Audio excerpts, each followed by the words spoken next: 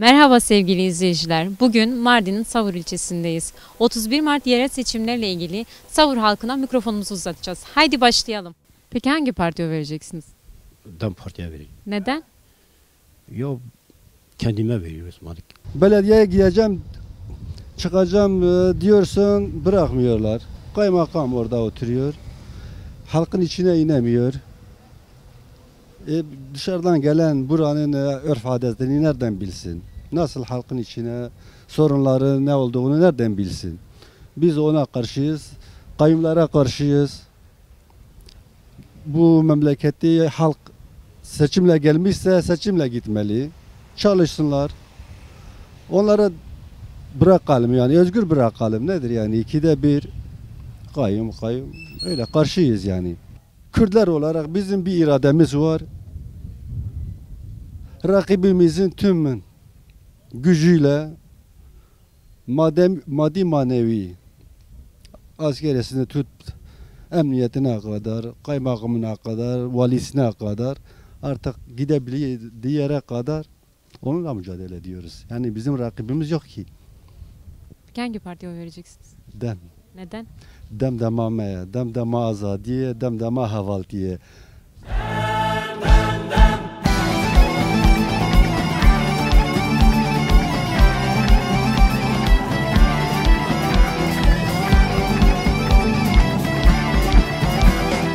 Şimdi de DEM Parti belediye eş başkan adayım. Yani genç bir aday ve bu kentin gençlere yönelik asimile politikası, kadınlara yönelik bunları çözüm üretmek amacıyla burada aday olmak istedim. Ve en çok da hedefim genç göçünü önlemek aslında. Yani genç göçünü önlemek, çünkü bu kente baktığımızda şu anda 2016'dan beri kayyum tayin edilmiş belediyeye ve kayyum politikaların tahribatlarıyla karşı karşıya olan bir halk var. Ve aslında en çok bundan kim etkileniyor? Kadınlar ve gençler. Çünkü kayyum 2016'da atandığında yaptığı ilk iş kadın politikalar daire müdürlüğümüzü kapatmak oldu. Ondan sonra ne oldu? Gençlere açılan iş kapılarını kapatıp göç ettirilme politikası. Şu an köylere baktığımızda yani sadece bir Pınardere köyünde bir 600 gencin göç ettiğiyle karşı karşıyayız. Bu çok ciddi bir rakam. Şimdi bu rakamın önüne geçmek için ne yapmamız gerekiyor? Ekonomi anlamında gençlere ilk başta iş alanlarını üretmemiz gerekiyor. Çünkü gençler şu anda ayakta durabilecek ekonomik gücü bulamıyor. İkinci kısma gelecek olursa gençler şu anda kahvehaneler dışında bir yaşam alanı bulamıyor. Yani özetle söylemek gerekirse kayyum Savur'da bir yaşam alanı bırakmadı. Yani var olan bütün yaşam alanlarının kapılarını kapatmış durumda. Bunu en çok kim etkileniyor bundan? Tabii ki de gençler ve kadınlar. Çünkü şu an Savur Belediyesi'ne baktığımızda hiçbir kadın çalışanımız yok. Hiçbir kadın müdürümüz yok. Kadınlar arasında çok ciddi meslek ayrımları var. Yani sadece bazı meslek gruplarını kadınlar yapabilir. Her zaman şunu söylüyoruz. Bizim öznemiz, belediyelerimizin öznesi halktır. Yani biz halkı özneye alıp yapacağımız bütün projeleri, bütün hizmetleri halkla beraber yapmak. Peki bu halkla beraber yaparken bunlara gençliği, gençlerin düşüncelerini, gençlerin projelerini, gençlerin bu kentte yapmak istediklerini ne kadarını uygulayabiliyoruz? Yani gençliğin o düşüncesi bu kente ne kadar yansıyabiliyor? Aslında sorun buradan çıkıyor. Biz de şunu söylüyoruz. Alacağımız her kararda, yani vereceğimiz her projede ve yapacağımız her hizmette kentin bütün dinamizmini ortaya koymak için çocuk, genç kadınlar, genç engelliler, engelli kadınlar, emekliler, kentin her dinamizmi kesinlikle buna dahil olacak. Yani vereceğimiz bir hizmette halkın bütün düşüncesi yansımış olacak. Bunun hangi yolla yapabiliriz? Mesela meclis toplantılarımız tamamen halka açık olacak. Halktan isteyen herkes meclis toplantılarına katılacak. Gençlik bütçelerimiz olacak. Özel kadın bütçemiz olacak. Halkın arasına da girdiğimizde her zaman şunu söylüyoruz. Bizim olanı geri almaya geliyoruz. Ama ben bizim olanı geri almayı yeterli bulmuyorum.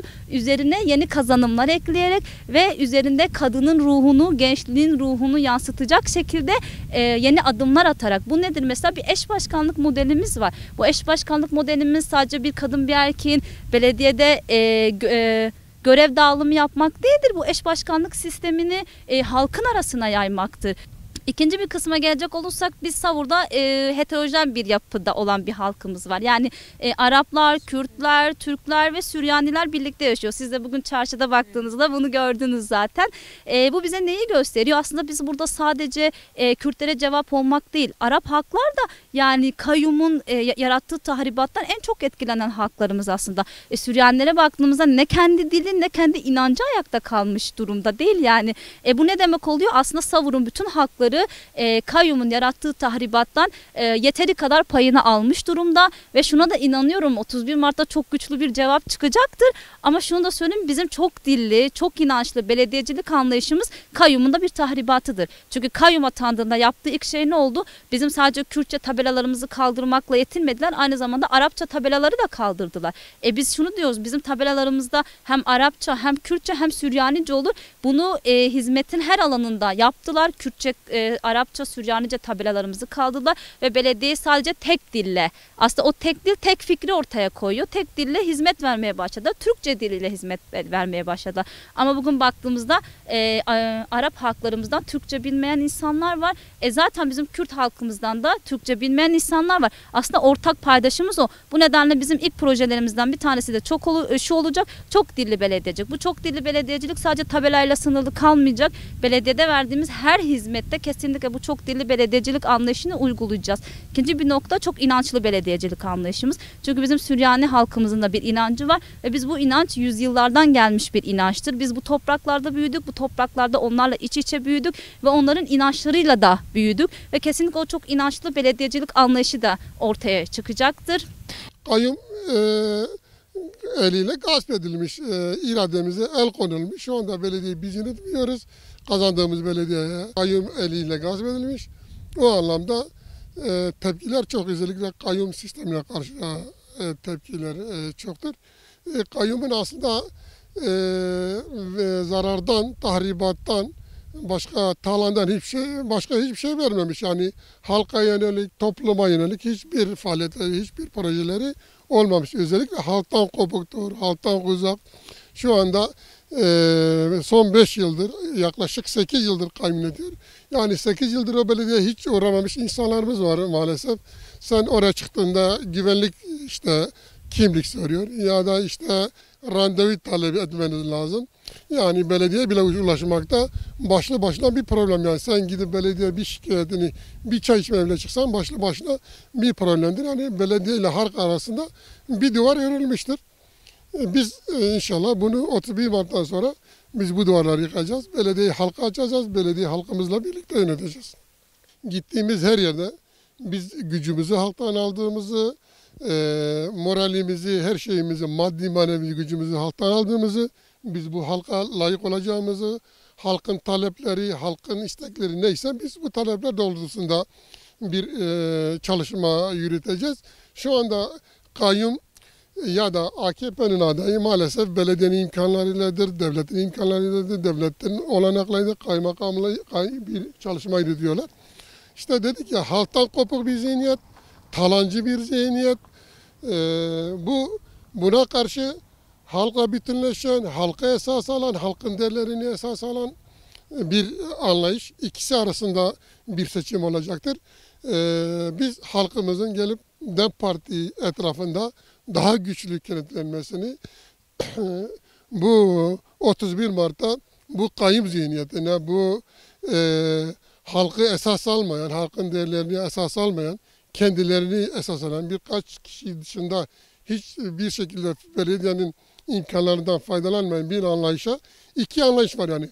Halkçı bir anlayış, içinde toplumsal bir anlayış, toplumun tüm değerleri, tüm inançları, tüm dillerini kucaklayan DEM Parti ve buna karşı devletin olanaklarını, devletin baskısını, güvenlik güçlerinin baskısını, taşıma oyla, sahtekarlıkla belediyeye almaya çalışan bir zihniyet ve iki zihniyet arasında halkımızın buna göre seçimini yapması, gelip DEM Parti ile etrafında kenetlenmesini istiyoruz. Halkımıza bu anlamda biz de belediye eş başkanları olarak, belediye yönetimi olarak bu halka layık olacağız ve bu halkın değerlerine bağlı olacağımızı belirtiyoruz. Sevgili Başkan, ben size bir soru daha yönetmek istiyorum. bu taşımalı oy meselesi var.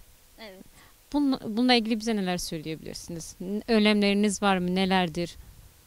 Tabii şu anda Savur'da yaklaşık bir 800 oy oranında bir oy taşınması gerçekleşmiş durumda. Tabii bu oy taşınması sıradan halk değil, tamamen asker ve polislerden oluşan hayali seçmen. Hatta şunu da belirtmek istiyorum, biz itiraz sürecine gittiğimizde 30 kişiyi Rusya'dan getirmişler buraya. Tabii hani isim küçük Rus, anne ismi yok, baba ismi yok. Yani biz buna tabii itiraz ettik ama itirazlarımız reddedildi. Rusya'dan bir kişi, sadece Rusya'da değil, Yozgat'tan, Çorum'dan, bunlar tamamen asker ve polislerden oluşan bir hayali seçmenle karşı karşıyayız. Tabii bununla ilgili bizim de ciddi önlemlerimiz var. Biz de hareketli seçmenlerimiz konusunda hani oyu burada olup evi başka yerde olan, çeşitli sebeplerden ötürü metropollere gidip çalışan herkese ulaşıyoruz. Yani tek bir kişi dışarıda kalmayacak şekilde bir çalışma yürütüyor. Onun duyurusunu da buradan yapalım başkan. Çok iyi olur. Savur'daki bütün halkımıza buradan sesleniyoruz. Oyu burada olup çeşitli nedenlerden ötürü şu an şehir dışında kalanların en yakın il ve ilçe partimize gidip bildirip gidiş ve geliş ücretlerini karşılayacak şekilde partimiz hepsini karşılayacak ve gelip kendi oylarını kullanmalarını istiyoruz. Çünkü bu dönemde onların yapmış oldukları bu hayali seçmen, bu haram seçmenlere karşı bizim de her oyumuza sahip çıkmamız gerekiyor. Gerçekten bu süreçte Savur için her oy çok önemlidir. Çünkü bir oy sonucu bile değiştirebilecek durumda şu anda. O yüzden 31 Mart'ta hiç kimse dışarıda kalmayacak şekilde gelip oyunu kullanıp kentimizi de kendimizi de ayakta tutacak, varlığımızı, dilimizi, kültürümüzü, irademizi çalanlara, gasp edenlere karşı bizim en güçlü cevabı vermemiz gerekiyor.